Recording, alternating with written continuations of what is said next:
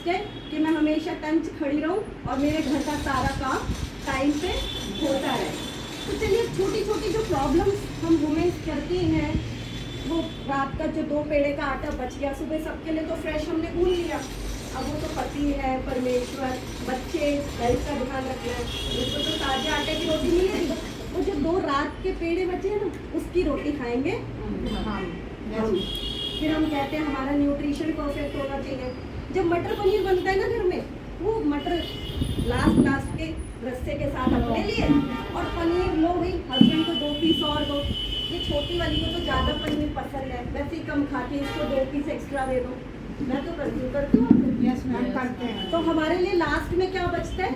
Leftovers, वो तरी रस्से में हम डुबो के खाते हैं। जब सैलड काटते हैं ना, लास्ट में मूली बचती है हमारे लिए। खीरे की तो हवा भी नहीं लगती, खीरे टमाटर तो कहाँ गए होते हैं। जबकि हमें क्या बोला जाता है वुमेन्स को, तो एक प्लेटर भर के डेली का सैलड खाना ही खाना है। वो बेसिक है, बेसिक न्यूट्रिशन हमारे लिए।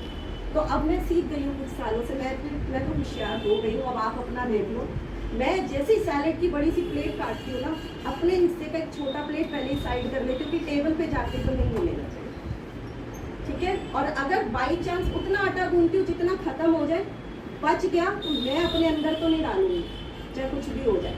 मैं डस्टबिन नहीं हूँ।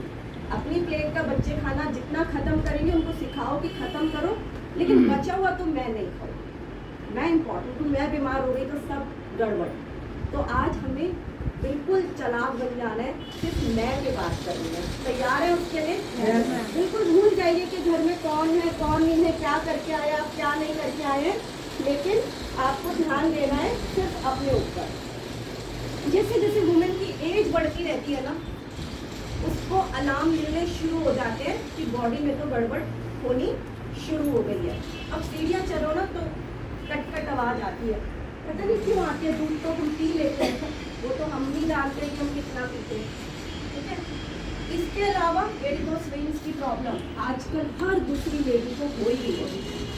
उसके अलावा अर्थराइटिस बहुत आम समस्या बन गई है। पहले होती थी 50 साल के बाद, आजकल 30 साल की वुमेन कहती है कि मेरे को तो जॉइंट्स में बहुत पेन है। कहती है नहीं कहती है? बाल झड़ना तो नॉर्मल हो गया है। 17-18 साल की भी लड़कियां कहती हैं हमारा तो हेयर फॉल हो गया। हमारे टाइम पे तो हमें नहीं हुए थे, जब हम 16-17 साल के थे। अब पता नहीं कैसे होता है। स्किन की प्रॉब्लम्स बड़ी कॉमन हो गई है। थायराइड, बिल्कुल छोटी छोटी लड़कियों को आजकल यंग एज से थायराइड स्टार्ट होता है। पहले प्रेगनेंसी के बाद ही शूट होता था, उससे पहले होता ही नहीं था। तो ऐसी बहुत सारी वुमेन्स की प्रॉब्लम है।